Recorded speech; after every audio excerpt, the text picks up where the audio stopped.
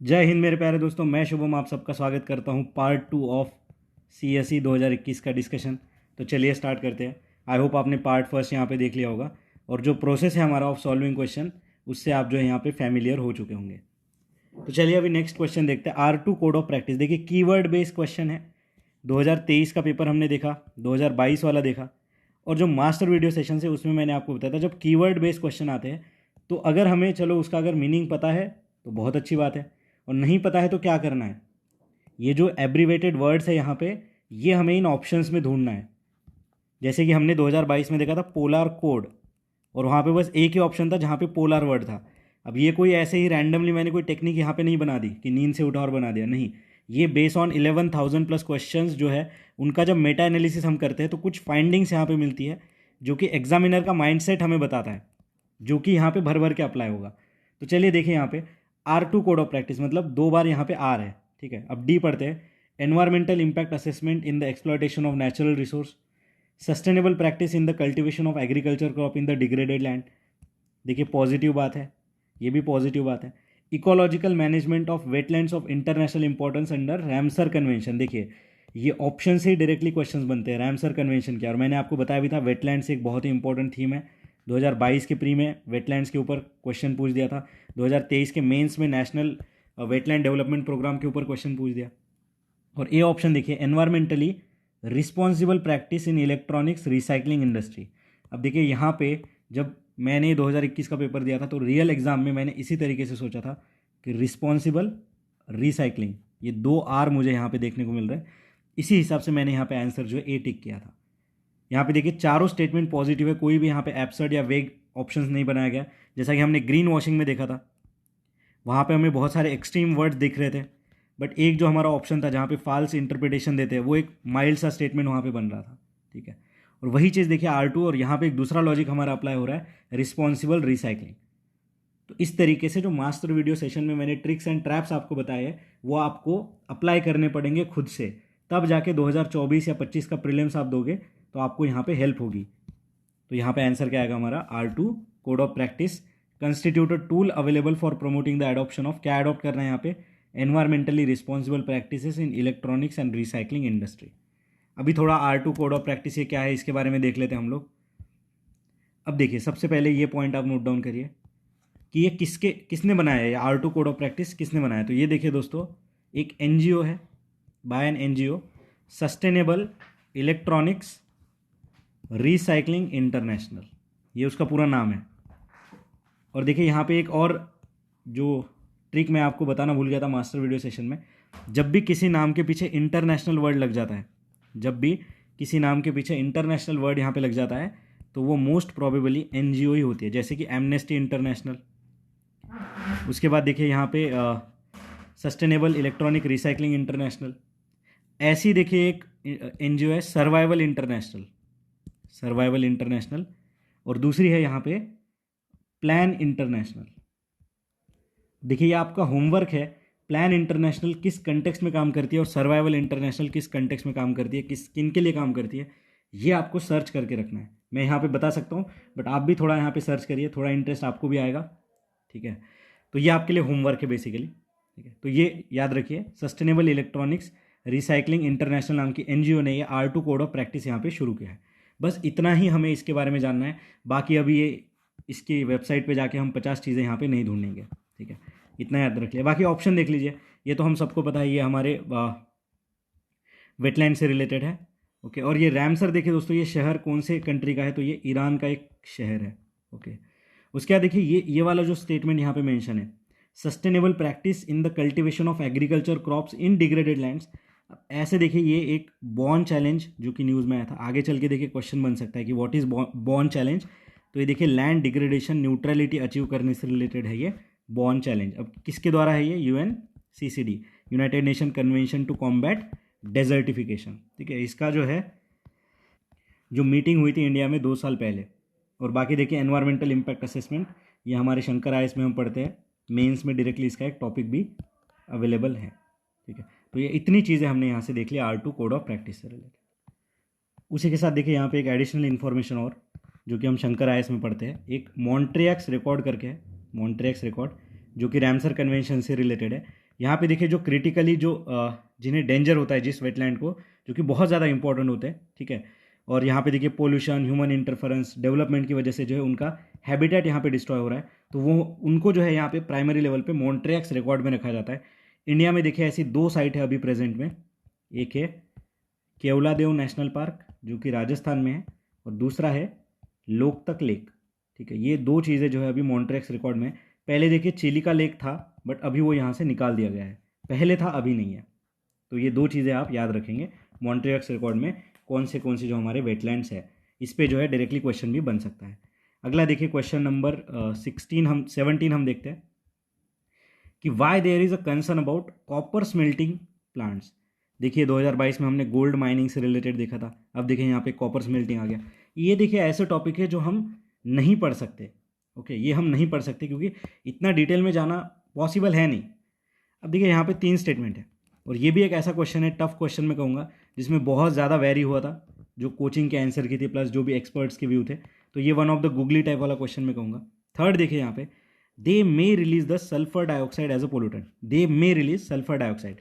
अब देखिए sulphur dioxide एक कॉमन सा पोल्यूटेंट है, it can be possible. Copper slag can cause leaching of some heavy metal into environment, देखिए some can, तो दो यहाँ पे जो है पॉसिबिलिटी वाले वर्ड है, तो ये भी सही हो सकता है। अब सारा डाउट यहाँ पे फर्स्ट पे आ गया, they may release the legal quantities of carbon monoxide into environment. अब यहाँ पे देखिए दोस्तों, अगर हम हमारी जो लॉजिकल एलिमिनेशन उन ट्रिक्स के सहारे जाए, तो मे वर्ड यहाँ पे है, ठीक है। अब देखिए यहाँ पे लीगल क्वांटिटीज़ यहाँ पे रिलीज होती है या नहीं है, इस पे डाउट था, कोई कह रहा था कि हाँ होती है, कोई कह रहा था नहीं होती है। बट इसका जो क्लैरिफिकेशन है ऑफिशियल आंसर किने दिया यूपीएससी के, उन्होंने यहाँ पे बताया कि answer is B, 2 and 3 is the answer. तो जो हमारा क्वेश्चन नंबर 17 है, इसका आंसर क्या है, 2 and 3। अब फर्स्ट में देखिए, या तो हम इसे सही मानेंगे या तो गलत मानेंगे, but most of the aspirant ने यहाँ पे ऑल 3 मार्क किया था, बट यहाँ पे जो हमारा जो लॉजिक था यहाँ पे फेल कर गया। और मैंने पहले ही आपको बताया था कि 10 में से 8 बारी हमारी चीज़ ये फॉलो होगी। और ये ऐसा क्वेश्चन है जहाँ पे नॉलेज तो हमें, क्योंकि इतना नहीं पढ़ सकते कि कॉपर स्मेल्टिंग के बारे में, और यहाँ पे हेवी मेटल्स कौन से रिलीज होते हैं, ये सारी चीज़ें हम नहीं पढ़ पाते। देखिए यहाँ पे जो है जब और इस पर सर्च किया तो लीड, आर्सेनिक, सेलेनियम, ये चीज़ें भी जो है यहाँ से रिलीज होती है। बट ये लीगल क्वांटिटीज़ जो है, ये यहाँ पे गलत समझा होगा यूपीएससी ने, अकॉर्डिंग टू मी, मुझे ऐसा लगता है कि लीगल क्वांटिटी यानी मर जाएंगे अगर उसके संपर्क में आते ख़त्म, तो ये चीज़ नहीं होगी, ऐसा यूपीएससी का कहना था। अब आगे हमारे लिए यहाँ पे क्या लर्निंग है, अगर आगे चल के ऐसा कोई ऑप्शन बनता है कि लीगल क्वांटिटी रिलीज होती है, अब देखिए मे पॉसिबिलिटी है, बट यूपीएससी ने यहाँ पे क्या बोला कि लीगल क्वांटिटी की वजह से इसे हमने गलत माना होगा, इस तरीके से कुछ उन्होंने लॉजिक ढूंढा होगा। तो हमें आगे चल के अगर इस प्रकार से कोई भी स्टेटमेंट फ्रेम होता है, तो उसके बारे में 1 से 2 बार यहाँ पे सोचना है कि क्या सच में यहाँ पे लीगल क्वांटिटी है या नहीं है, ठीक है। और हो सके तो उसे हम गलत मानेंगे, क्योंकि जो प्रेसिडेंस यूपीएससी जो सेट करता है ना, उसी को वो फॉलो करता है अगले साल के किसी भी क्वेश्चन के स्टेटमेंट बनाने में, ठीक है। तो ये टफ क्वेश्चन में कहूँगा ड्यू टू दिस कन्फ्यूजन, ठीक है। और ऐसे क्वेश्चन हर साल के प्रीलिम्स में होते हैं, 23 में भी है, 22 में भी थे, अब 24 वाला जब प्री होगा तब भी ऐसे 1-2 क्वेश्चन होंगे जिनमें ऑफिशियल आंसर के आने तक जो है हम डाउट में ही रहेंगे। उसके बाद अगला क्वेश्चन देखिए यहाँ पे, अब इसके बारे में ज़्यादा हमें डिटेल में नहीं जाना कि कॉपर स्मेल्टिंग प्लांट्स कहाँ कहाँ पे है और इससे कौन से पोल्यूटेंट्स निकल रहे, नहीं। देखिए क्वेश्चन नंबर 18 फर्नेस ऑयल के बारे में क्वेश्चन है। It is a product of oil refinery, देखिए एक सिंपल सा स्टेटमेंट है, furnace oil and oil refinery, some industry use it to generate power, it causes sulphur emission into environment. अब देखिए, अब यहाँ पे चलो हमारा लॉजिक नहीं लगा, इसलिए यहाँ पे भी आप जो है ज़्यादा ओवरथिंक नहीं करोगे कि यहाँ पे तो अब ये सल्फर एमिशन है या नहीं, हमें क्या पता, ठीक है। फिर भी देखिए जो एग्जामिनर का माइंडसेट है, देखिए some industry use it to generate power, some product of oil refinery. अब ऑयल रिफाइनरी यहाँ पे स्पेसिफाई तो नहीं किया इंडिया की ऑयल रिफाइनरी या वर्ल्ड की है, ठीक है। और इट कॉजेज सल्फर एमिशन, अब सल्फर एमिशन बहुत ज़्यादा कॉमन है, अगर लीथल की बात करता तो थोड़ा मुश्किल है, अगर लीथल की बात करता तो ऑयल फर्नेस ऑयल इस रिफाइनरी में लोग तो काम ही नहीं करते, सारे रोबोट्स वहाँ पे काम करते। तो इस तरीके से सोचिए, और भले ही ऊपर वाले क्वेश्चन में ऑल ऑफ द अबव मारने से हमारा गलत हो जाता है आंसर, बट यहाँ पे अगर हम ऑल ऑफ द अबव यहाँ पे टिक करेंगे तो ये हमारा सही होगा। और यही अप्रोच हमें फॉलो करना है, क्योंकि एक सिंपल चीज़ आप याद रखिए कि पेपर में हमें 100 में से 100 नहीं सही करने हैं। अब यहाँ पे इंटरलिंकेजेस देखिए, थर्ड स्टेटमेंट पढ़िए, causes release of sulphur dioxide as a pollutant, और यहाँ पे देखिए causes sulphur emission into environment, कितनी सिमिलैरिटी यहाँ पे दिख रही है स्टेटमेंट में। तो मैंने आपको बताया भी था कि एक से दूसरा स्टेटमेंट यहाँ पे कनेक्ट होता है। 2019 में भी हम देखेंगे, 2022 में भी ऐसा स्टेटमेंट जो है इंटरकनेक्टेड हमें मिले थे। तो यहाँ पे आंसर क्या होगा हमारा? D is the answer of this question. अगला देखिए, नेक्स्ट हमारा जो है 29 नंबर का क्वेश्चन ब्लू कार्बन के बारे में। ब्लू कार्बन डायरेक्टली देखिए शंकर आईएएस से क्वेश्चन आया है, ठीक है। डी से पढ़ते हैं, कार्बन प्रेजेंट इन एटमोस्फियर। उसके बाद क्या कह रहा है? Carbon content in petroleum and natural gas. फिर एक carbon sequestered in the forest and biomass and agriculture soil. देखिए कार्बन सिक्वेस्ट्रेशन 2022 प्रीलिम्स में आया था, सॉरी 2023 वाले प्रीलिम्स में आया था। ये 3 स्टेटमेंट थे यहाँ पे कि फाइनली ग्राइंड जो रॉक फॉस्फेट है यहाँ पे हम अप्लाई कर देंगे। फिर देखिए सबटेरेनियन माइंस में जो है यहाँ पे कार्बन को कैप्चर कर लेंगे, देखिए कार्बन सिक्वेस्ट्रेशन। फिर देखिए carbon captured by oceans and coastal ecosystem. तो यहाँ पे अगर हम देखेंगे दोस्तों, तो जो हमारा आंसर बनेगा वो है ए। इजी कैटेगरी का क्वेश्चन मैं कहूँगा with in a second solve हो जाना चाहिए। ब्लू कार्बन क्या है? जो कि कोस्टल इकोसिस्टम में यहाँ पे जो है हमारे स्टोर रहेगा। देखिए ओशन, ठीक है, ब्लू वाटर भी हम कहते हैं। तो इस तरीके से भी जो है हम यहाँ पे आंसर तक पहुँच सकते थे। अब देखिए जो बायोमास एंड फॉरेस्ट में, अब देखिए ऑप्शंस को देख लीजिए, इसे क्या कहते हैं दोस्तों? इसे ग्रीन कार्बन हम कहते हैं, ठीक है, इसे ग्रीन कार्बन हम कहते हैं। अब देखिए जो carbon petroleum and natural gas में, तो इसे क्या कहते हैं? तो इसे ब्लैक कार्बन हम कहते हैं दोस्तों, ब्लैक कार्बन, ठीक है। तो इस तरीके से जो है आप यहाँ पे याद रखेंगे। और एक एक्स्ट्रा होता है ब्राउन कार्बन, जो कि ऑर्गेनिक मैटर जो होते हैं हमारे, ऑर्गेनिक मैटर जैसे कि पत्ते हो गए, पेड़ के पत्ते सूखे हुए, इन्हें जलाने से जो यहाँ पे जो एमिशन होता है वो मतलब यहाँ पे ब्राउन कार्बन होता है। Smoke release by combustion of organic matter is brown carbon. तो blue carbon, green carbon, black carbon, brown carbon हमने देख लिया। और हमारा आंसर क्या था यहाँ पे? ए। तो इतना देखिए हमें यहाँ से सॉल्व करना था और डायरेक्टली शंकर आईएएस से जो है क्वेश्चन सॉल्व हो जाता। उसके बाद देखिए दोस्तों क्वेश्चन नंबर 30, सॉरी 30 नहीं, question number 20। Which one of the following is most likely to be found surviving on a surface without soil. देखिए डायरेक्टली एनसीईआरटी से क्वेश्चन है। अब यहाँ पे देखिए कैसे मल्टीपल एस्पेक्ट से हम क्वेश्चन को सॉल्व कर सकते थे वो देखते हैं। 4 ऑप्शन है, fern, lichen, moss and mushroom. Option देखिए 1 4 2 2 3 एंड 1 3 4, मतलब एटलीस्ट एक सही है और एटमैक्स 3 सही है। अब चलिए यहाँ पे देखिए, अगर आपने एनसीईआरटी पढ़ रखी है जो ज्योग्राफी वाली है, या फिर आपने एनवायरनमेंट का शंकर आईएएस अगर पढ़ रखा है, और अगर आपने पीवाईक्यूज भी अगर पहले सॉल्व कर रखे हैं प्रीवियस ईयर वाले, तो यहाँ पे एक ऑप्शन तो आप यहाँ पे जो है सही ढूंढ ही लोगे, ठीक है, कि विदाउट सॉइल कौन यहाँ पे रह सकता है, ठीक है। तो यहाँ पे देखिए दोस्तों लाइकेन जो है, लाइकेन ये हमें पढ़ाया भी जाता है, आपको पढ़ाया भी होगा, एनसीईआरटी में पढ़ा होगा। ये देखिए दोस्तों विदाउट सॉइल यहाँ पे रह लेते हैं, ठीक है। ये जो है बेयर रॉक्स के ऊपर जो है अपना सारा जो है लाइफ यहाँ पे कंटिन्यू करते हैं लाइकेंस। तो इतना पता हो अगर आपको होगा तो यहाँ पे ऑप्शन देखिए। अब ऑप्शन देखिए, एक पता है, 4 में से एक ही पता है। क्वेश्चन टफ है बट हमें इस तरीके से स्मार्ट तरीके से सोचना है। देखिए ये वाला चला गया, ये वाला चला गया, बचे 2 ऑप्शन 2 3 एंड 2। मतलब यहाँ से सीधा एग्जामिनर ने हमें क्या बोल दिया, बेटा ये भी गलत है, ये भी गलत है। अब तुम्हें अपना सारा दिमाग जो लगाना है वो है मॉस के ऊपर, ठीक है। अब यहाँ पे एक क्वेश्चन थोड़ा टफ हो जाता है कि आपको मॉस पता है विदाउट सॉइल है या नहीं है, ठीक है, क्योंकि ऑप्शन दोनों है, 2 भी है एंड 2 एंड 3 भी है। तो यहाँ पे देखिए दोस्तों थोड़ा टफ बन जाता है, बट 50-50 तक हम यहाँ पे जो है इस क्वेश्चन में भी पहुँच गए थे, ठीक है। यहाँ पे जो है हम इस क्वेश्चन में भी पहुँच गए थे।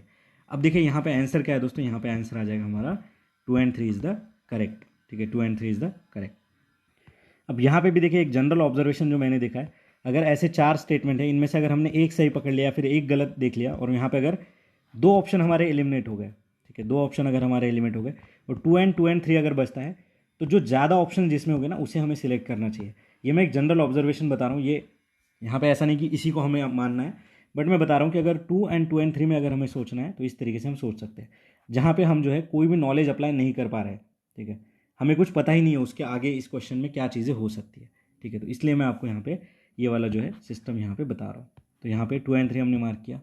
अब थोड़ा देखिए मशरूम, याद करिए मशरूम कहाँ कहाँ आया था मशरूम, 2022 वाला गुची वाला क्वेश्चन याद करिए, 2023 वाला याद करिए, वो सम मशरूम है एंटीबैक्टीरियल प्रॉपर्टी, फिर वो 2 3 4 स्टेटमेंट थे उसमें सम करके, देखिए मशरूम, ठीक है। और देखिए मशरूम के लिए देखिए हमें सॉइल की ज़रूरत होती है, मॉसेस देखिए दोस्तों, मॉसेस, ये देखिए स्पोर्स जो होते हैं ना, स्पोर्स से प्रोपोगेशन होता है इसका, ठीक है। और उसके बाद देखिए यहाँ पे अगर हम और देखेंगे मॉसेस के बारे में, तो ये नॉन वस्कुलर प्लांट्स होते हैं, ठीक है, नॉन वस्कुलर प्लांट्स होते हैं, ठीक है। अब लाइकेन देखिए दोस्तों, ये सिम्बायोटिक एसोसिएशन होता है, सिम्बायोटिक एसोसिएशन होता है लाइकेन। किस किस का सिम्बायोटिक एसोसिएशन होता है? अलगी प्लस फंजाई का, ठीक है। तो ये सिम्बायोटिक एसोसिएशन याद रखिए। और फर्न क्या है दोस्तों? तो ये कुछ वास्कुलर प्लांट्स होते हैं, ठीक है, वास्कुलर प्लांट्स होते हैं जो कि पॉट में हम इसे कल्टीवेट करते हैं।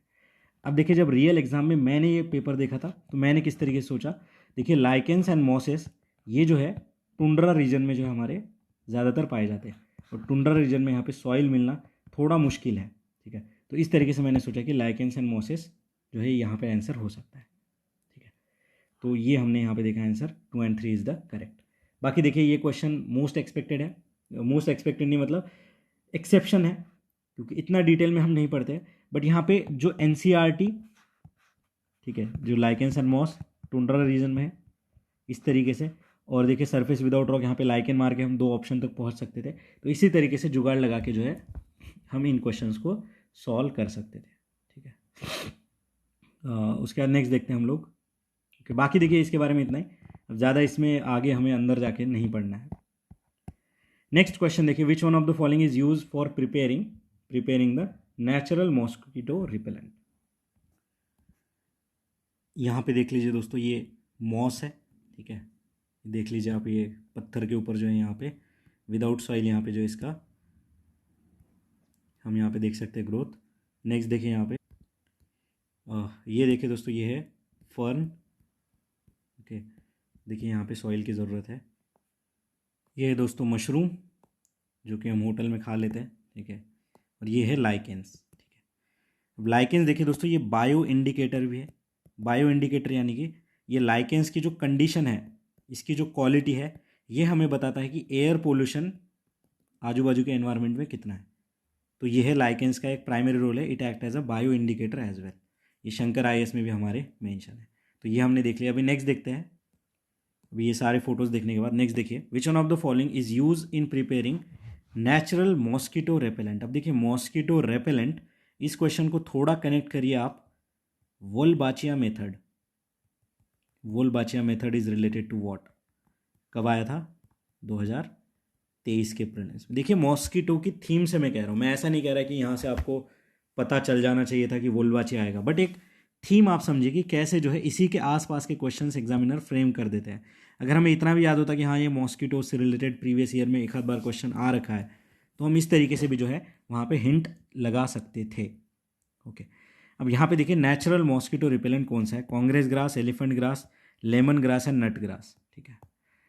क्वेश्चन देखिए दोस्तों, टफ कैटेगरी का मैं कहूँगा। जैसे 2022 में था वो, कल्टीवेटर ऑफ फंजाई किसे कहते हैं, कल्टीवेटर्स ऑफ फंजाई किसे कहते हैं। वैसे ये वन लाइनर है, अगर पता है तो पता है, नहीं तो नहीं। अब देखिए यहाँ पे जब मैंने रियल एग्जाम में सॉल्व किया था तो मैंने सोचा था कि लेमन ग्रास हो सकता है इसका आंसर, क्योंकि लेमन जो है ऐसे ही काम में आता है हमारे, और क्या पता है ऐसे कुछ यूज़ होता होगा, ठीक है। इस तरीके से मैंने रैंडमली सी मार्क करा था। मैं बस आपको ये बता रहा हूँ कि मैंने किस तरीके से अटेम्प्ट किया था, बट क्वेश्चन इज़ टफ अगर हमें नहीं पता है तो, और मुझे नहीं लगता कि ये हम कहीं से पढ़ सकते हैं। तो अभी हमें जो है यहाँ पे थोड़ी चीज़ें डिटेल में देख लेनी है कि किस तरीके से यहाँ आगे क्वेश्चन आ सकते हैं। देखिए लेमन ग्रास इसका आंसर है दोस्तों, जो कि मॉस्किटो रेपेलेंट में जो है यूज़ होता है। ये फ्रेग्रेंस के लिए भी यूज़ होता है, फ्लेवरिंग के लिए भी यूज़ होता है। उसके बाद देखिए दोस्तों कांग्रेस ग्रास क्या है? तो कांग्रेस ग्रास देखिए, कोई कांग्रेस पार्टी की यहाँ पे जो है पैदावार नहीं है। ये पार्थेनियम एक वीड होता है, ठीक है, वीड। इसका फोटो भी मैं आपको दिखाऊंगा, ठीक है। ये आपने देख रखा होगा अगर आपने खेत में विजिट करा या फिर किसी एम्प्टी प्लॉट पे अगर आप गए हो, तो ये एक इन्वेजिव ग्रास है, कांग्रेस ग्रास।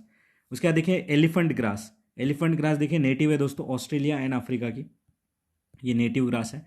ये भी हमारे यहाँ पे जो है इन्वेजिव ही है, ठीक है। इसे नेपियर ग्रास भी कहते हैं। और बस इतना याद रखिए इसके बारे में। और ये ग्रेजिंग में यूज़ करे जाते हैं, जो जानवर है चरते हैं यहाँ पे इसके साथ। नट ग्रास क्या है दोस्तों? तो ये देखिए एंटी इन्फ्लेमेटरी इसके प्रॉपर्टी होती है, एंटी इन्फ्लेमेटरी, ठीक है। तो मेडिसिनल प्रॉपर्टीज़ भी है इसके।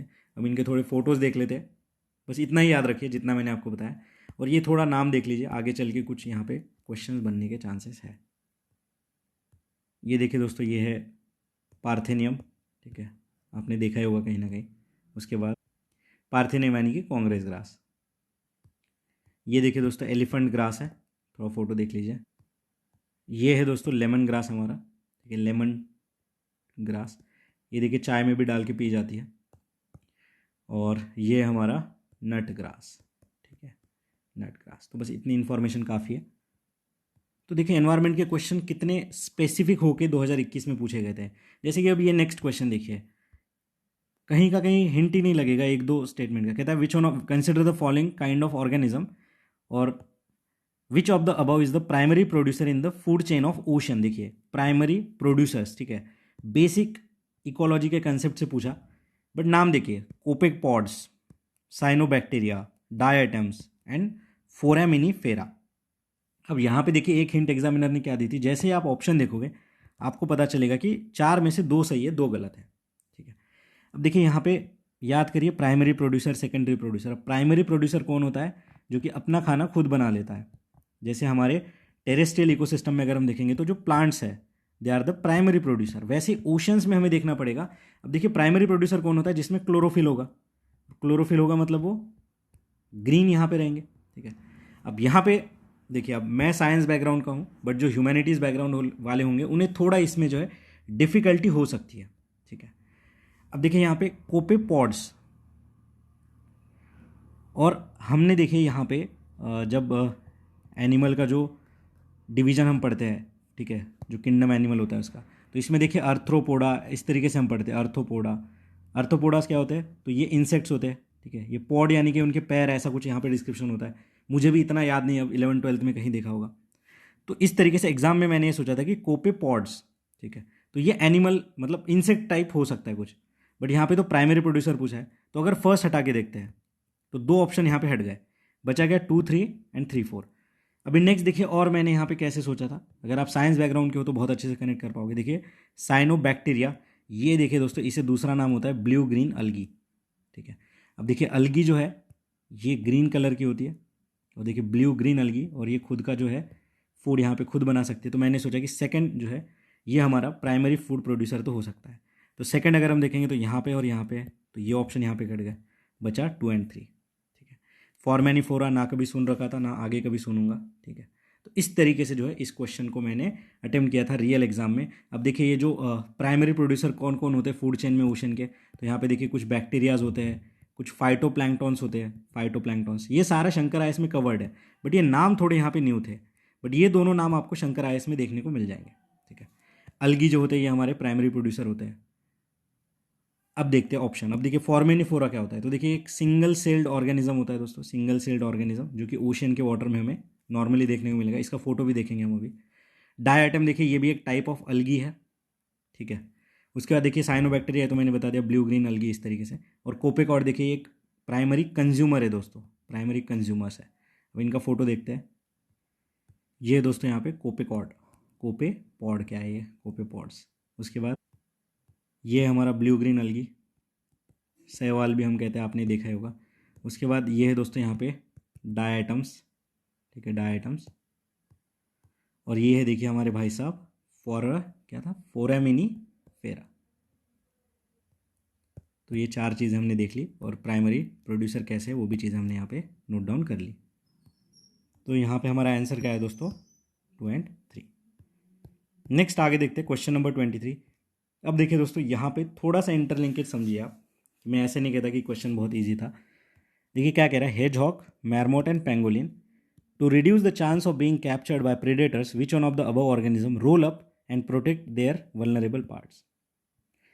क्वेश्चन देखिए कितना स्पेसिफिक होकर पूछा कि कौन सा एनिमल है जो खुद को प्रोटेक्ट करने के लिए रोल हो जाता है, ठीक है, टफ है, ठीक है। अब यहाँ पे देखिए इसको कनेक्ट करिए, 2023 में क्वेश्चन आया था जहाँ पे वो स्टिक लेके जो है लकड़ी के अंदर से जो है कीड़े निकाल के खाता है, ओरंगुटान उसका आंसर था।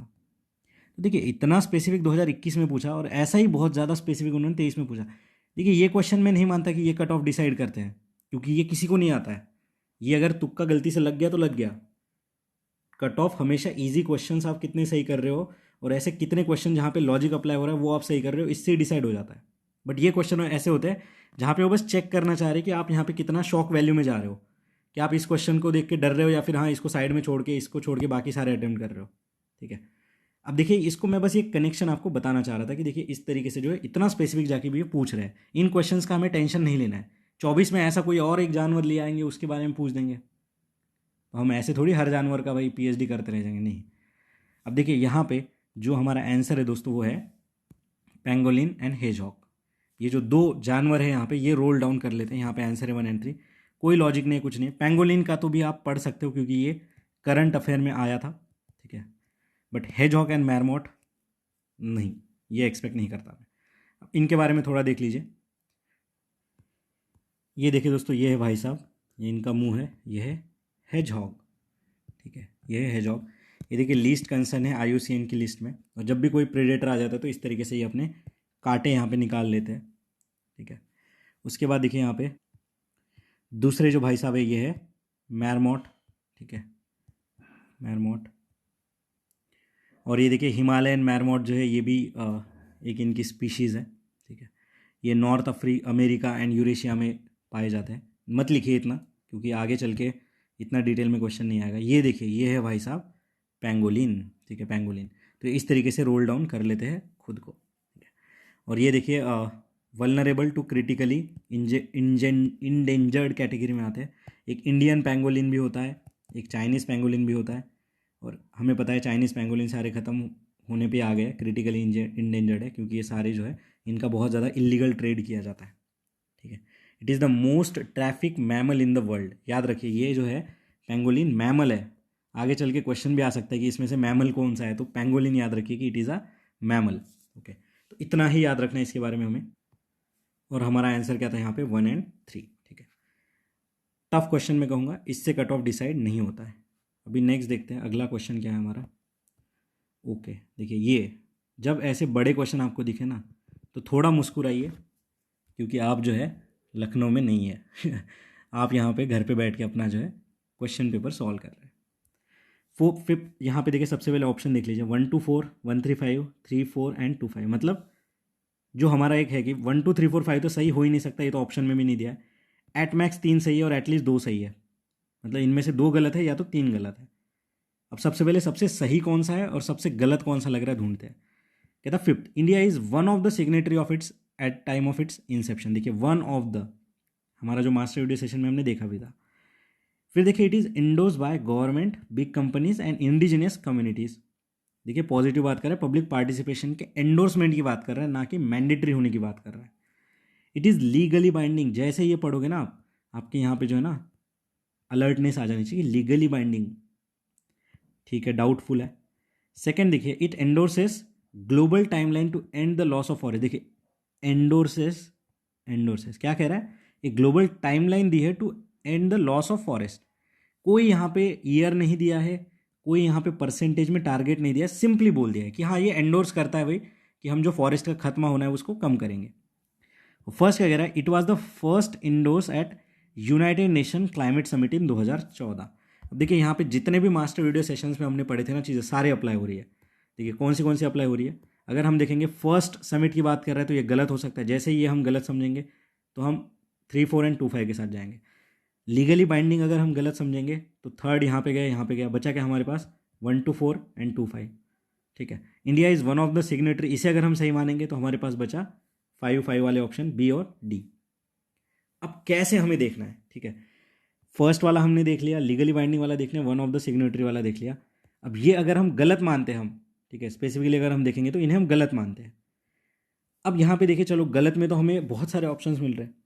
अभी यहाँ पे मुझे बताइए सबसे ज़्यादा सही कौन सा लग रहा है। अगर यहाँ पे देखेंगे सबसे ज़्यादा सही कौन सा लग रहा है तो देखिए मेरे हिसाब से अगर हम देखेंगे तो देखिए 4th वाला, it is endorse bye government, big companies and indigenous community. यहाँ पे कोई भी एक्सेप्शंस की बात नहीं है, कोई भी डेटा नहीं है, कोई भी फैक्ट नहीं। देखिए यहाँ पे भी एक डेट दे रखी है, फर्स्ट लिखा हुआ है, यहाँ लीगली बाइंडिंग है, ठीक है, वन ऑफ द सिग्नेटरी है एट इट्स इंसेप्शन, मतलब फर्स्ट ओरिजिनल जब ये आया था तब। बट 4th स्टेटमेंट मुझे लग रहा है कि इसमें तो मुझे कोई ज़्यादा डाउट है नहीं, ठीक है। और अगर हम इस हिसाब से देखेंगे तो 4 4 यहाँ पे देखिए 1 2 का 4, 3 and 4 यहाँ पे आ गया, ठीक है, 3 and 4 यहाँ पे हमारा आ गया। अब देखिए दोस्तों, अब देखिए अब क्या, अब मज़ा आएगा। देखिए 1 2 का 4 and 3 4, अब लगाइए हमारा जो मास्टर वीडियो सेशन है उसे लीगली बाइंडिंग होना बहुत ज़्यादा डिफिकल्ट है। तो अगर इससे हम देखेंगे तो ये हट गया, ये भी हट गया, बचा था कि हमारे पास 3 4 एंड 1 2 का 4, यहाँ पे आंसर आ गया 1 2 का 4। ठीक है, अब यहाँ पे देखिए आप डाउट में आ सकते हो। डाउट में कैसे आ सकते हो? आप सीधा सीधा इसे गलत मान लोगे, ठीक है, या फिर आप इसे गलत मान लोगे। चलो आपने अगर मोस्ट ऑब्वियस देखा, थर्ड को अगर आप गलत मान लोगे तो आपके दो ऑप्शन उड़ गए। फिर बचा देखिए 1 2 का 4 एंड 2 5। ठीक है, 1 2 का 4 2 5। तो इसमें देखिए सेकेंड स्टेटमेंट हमारा कॉमन आ रहा है, सेकेंड स्टेटमेंट हमारा कॉमन आ रहा है। अब सारा खेल बचा 1 4 एंड 5 पे। 5 क्या कह रहा है? India is was one of the signatory at its inception. और 1 एंड 4 क्या कह रहा है? It is endorse bye government, big company and indigenous community. जब भी ऐसा कोई स्टेटमेंट देखे ना, अब देखिए याद करिए इसे, जो हमने देखा था EP 100 वाला क्वेश्चन, कनेक्ट करिए। ठीक है, आंसर से मतलब मत रखिए, बट अलग अलग डायमेंशन से कैसे मैं सोच के आपको बता रहा हूँ, इससे कनेक्ट करिए। EP 100 वाला क्वेश्चन देखा था, वहां पे उन्होंने कहा था कि some Indian companies are part of it, some Indian companies. यहाँ पे भी क्या कह रहे हैं कि हाँ गवर्नमेंट, बिग कंपनी, इन्होंने इसे जो है एंडोर्स किया है। तो यहाँ पे अगर हम पॉसिबिलिटी कर्व पे अगर जाए तो India was one of the signatory. ठीक है, वन ऑफ द है, बट ये एक फैक्ट हमें लग रहा है थोड़ा सा, एज कंपेयर टू ये कि एक प्लेन स्टेटमेंट लग रहा है, एक इंक्लूसिव वाला स्टेटमेंट सा लग रहा है। तो इस तरीके से यहाँ पे जो 4 के सही होने के चांसेस ज़्यादा है एज कंपेयर टू 5। तो यहाँ पे 1 2 का 4 के साथ हमें जाना चाहिए था।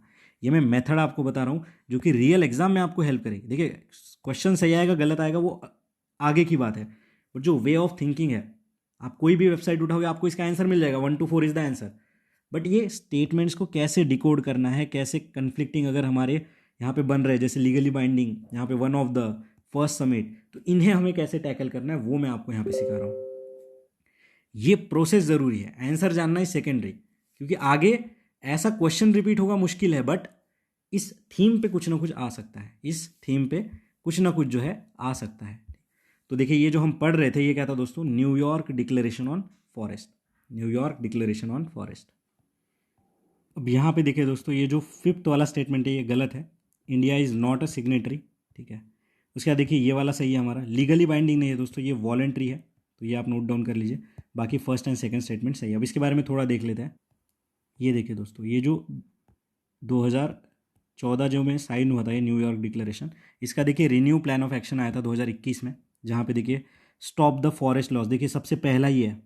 फिर देखिए एग्रीकल्चर डिफॉरेस्टेशन, इनसे हमें जो है लड़ना है। फॉरेस्ट फाइनेंस, ठीक है, वहाँ पे देखिए reward the result, governance and communities, restoration, alternative livelihood, infrastructure and extractive industries, forest and SDGs, reducing emission, ये टारगेट है देखिए, स्टॉप द फॉरेस्ट लॉस। ठीक है, उसके बाद देखिए और अगर हम इसमें डिटेल में देखेंगे तो ये न्यूयॉर्क फॉरेस्ट डिक्लेरेशन क्या है, तो पॉलिटिकल डिक्लेरेशन है, मल्टी स्टेक होल्डर है, it offer to protect and restore the forest. 2014 में ये अडॉप्ट किया गया था। उसके बाद ये देखिए इंडिया, ये वॉलंटरी है, non legally binding political declaration है। तो इस तरीके से जो है हमें यहाँ पे इस क्वेश्चन को सॉल्व करना था। बाकी ज़्यादा इसमें डिटेल में जाने की मुझे नहीं लगता कोई आवश्यकता है, बट आप यहाँ पे पढ़ सकते हो, जितना मैंने बताया उतना भी याद रख लोगे तो मोर देन इनफ है। तो आई होप इस क्वेश्चन को 360 डिग्री में हमने समझ लिया। उसके बाद देखिए क्वेश्चन नंबर 25, ये भी वन ऑफ द ज़्यादा कॉन्ट्रोवर्शियल वाला क्वेश्चन मैं कहूँगा। ठीक है, बट यहाँ पे मैं बताऊँगा कि कैसे मैंने पेपर में कैसे सॉल्व किया था, प्लस किस तरीके से यहाँ पे सोचा था और ये थिंकिंग कैसे काम आई। ठीक है, अब देखिए दोस्तों यहाँ पे क्या कह रहा है, मैग्नेटाइट पार्टिकल है कुछ जो कि न्यूरो डिजनरेटिव प्रॉब्लम्स यहाँ पे लाते हैं। ठीक है, न्यूरो डिजनरेटिव प्रॉब्लम्स यहाँ पे लाते हैं एज ए एनवायरमेंटल पोल्यूटेंट, मतलब ये निगेटिव बात हो रही है। तो ये एनवायरमेंटल पोल्यूटेंट कहाँ से आते हैं? ऑप्शन मैंने देखा, अच्छा पाँचों के 5 दे रखे, एटलीस्ट 3 दे रखे, एट मैक्स 5 है, 5 ऑप्शन है। फिफ्थ से मैंने पढ़ना चालू किया, देखिए magnetite particle, neuro generative problem हो रहे हैं, टेलीफोन लाइन्स, ठीक है, फिर पावर प्लांट्स, ओके, फिर मैंने देखा microwave stove with in home, फिर मैंने देखा इंजन ऑफ मोटर व्हीकल, ठीक है, इंजन ऑफ मोटर व्हीकल, और फिर देखिए ब्रेक्स ऑफ मोटर व्हीकल। ठीक है, ब्रेक्स ऑफ मोटर व्हीकल। अब समझिए इस चीज़ को, ठीक है, यहाँ पे समझिए। हम जब 2020 का पेपर देखेंगे ना दोस्तों, तो वहाँ पे एक ऐसा ही रोड कंस्ट्रक्शन से रिलेटेड एक क्वेश्चन आया था एनवायरनमेंट वाले सेक्शन में, और बोला था कि इको फ्रेंडली कौन सी टेक्नोलॉजी है अभी रिसेंट में रोड बनाने के लिए। ठीक है, और वहाँ पे 2 ऑप्शन थे, एक था हॉट बेड मिक्सचर और एक था कोल्ड बेड मिक्सचर, इस तरीके से कुछ ऑप्शंस थे, हॉट एंड कोल्ड ऐसे दोनों दे रखे थे। ठीक है, वैसे ही देखिए यहाँ पे क्या कह रहा है, brakes of motor vehicle, engines of motor vehicle. यहाँ पे देखिए ये कॉन्ट्रास्ट कर रहे थे हॉट एंड कोल्ड, बट यहाँ पे देखिए ब्रेक से अगर हो रहा है तो इंजन से भी हो ही सकता है, ब्रेक से अगर हो रहा है तो इंजन से हो सकता है, एक ही साथ तो होते ही है। फिर मैंने ये सोचा, अब देखिए कैसे मल्टीपल एस्पेक्ट से मैं डिकोड कर रहा हूँ चीज़ों को, ठीक है। फिर मैंने सिंपली सोचा कि अगर एनवायरमेंटल पोल्यूटेंट है, न्यूरो जनरेटिव प्रॉब्लम्स वगैरह ला रहा है, मैग्नेटाइट पार्टिकल है और ह्यूमंस में ये प्रॉब्लम आ रहे हैं, तो टेलीफोन लाइन पे कौन लटक रहा है भाई। मैंने सिंपली सोचा कि अगर टेलीफोन लाइन से ये हो रहा है तो जो हमारे घर में टेलीफोन लाइन है वो तो पूरी वो ऊपर से उसके प्लास्टिक होता है, और जो मेन टेलीफोन लाइंस होगी, ठीक है, उन वायर से होता होगा। और इतना कौन यहाँ पे टेलीफोन लाइंस के संपर्क में आ रहा है कि उसके पास ही बैठा होगा। अगर यहाँ पे मोबाइल फ़ोन बोलता तो कुछ सोच भी सकता था कि मोबाइल फ़ोन तो हमेशा मेरे साथ है, बट मैंने सिंपली सोचा टेलीफोन लाइंस की बात कर रहा है, जिस पे कौन जाके लटक रहा है या कौन जाके वहाँ पे कपड़े सुखा रहा है। तो इस हिसाब से मैंने सोचा कि चलो फिफ्थ अगर मैं हटाऊँ तो 1 2 का 4 बचा। फिर भी मैंने डायरेक्टली आंसर मार्क नहीं किया। फिर मैंने यहाँ पे सोचा कि देखिए एग्जामिनर चीज़ों को ज़्यादा एक्सप्लेन करके बोलता है। देखिए यहाँ पे मैंने बोला माइक्रोवेव स्टोव, बोला विद इन होम। अब मैंने सिंपली इस तरीके से सोचा कि अगर ये विद इन होम, अब माइक्रोवेव स्टोव तो ये इतने ज़्यादा यूज़ होता है, अगर इतना ज़्यादा न्यूरो जनरेटिव प्रॉब्लम हो रहा होता तो कहीं ना कहीं न्यूज़पेपर में या कहीं ना कहीं यूट्यूब शॉर्ट्स में, जहाँ पे इतने सारे इन्फ्लुएंसर्स बैठे हुए अलग अलग चीज़ों पे वीडियो बनाते हैं, कहीं ना कहीं तो हमने पढ़ा होता कि ये जो माइक्रोवेव ओवन है इससे हमें जो है यहाँ पे इशू हो सकता है, ठीक है। जैसे कि कोई भी अगर फूड एडल्ट्रेशन होता है, जैसे A1 A2 मिल्क का कंट्रोवर्सी हुआ था, तो हमने पढ़ा था वो कि A1 मिल्क में कुछ प्रोटीन होते हैं जो कि आगे चल के कैंसर ला सकते हैं। वैसा अगर माइक्रोवेव ओवन जो कि इतने हायर लेवल पे यूज़ होते हैं, ठीक है, होटल्स में कह लीजिए, घर पे कह लीजिए, तो अगर इनसे कुछ प्रॉब्लम हो रहा होता तो अभी तक तो इस पर कुछ ना कुछ सोल्यूशन आ गया होता। तो ये सेकंड एस्पेक्ट मैंने सोचा एग्जाम में, ठीक है। और अगर मैं सेकंड, अगर ये थर्ड हटा के देखो तो थर्ड यहाँ पे है, यहाँ पे है, यहाँ पे, फिर भी मेरा 1 2 का 4 आया है। देखिए एग्जामिनर आपको कैसे सोचने को मजबूर कर रहा है।